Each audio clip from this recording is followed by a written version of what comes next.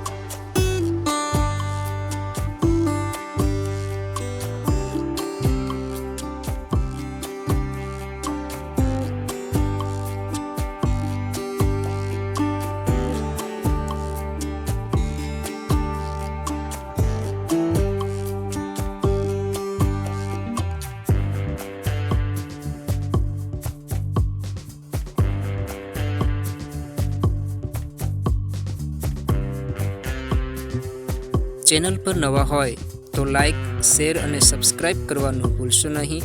અને હા, આપના અન્ય મિત્રોને પણ આ વિડીયો જરૂરથી શેર કરજો.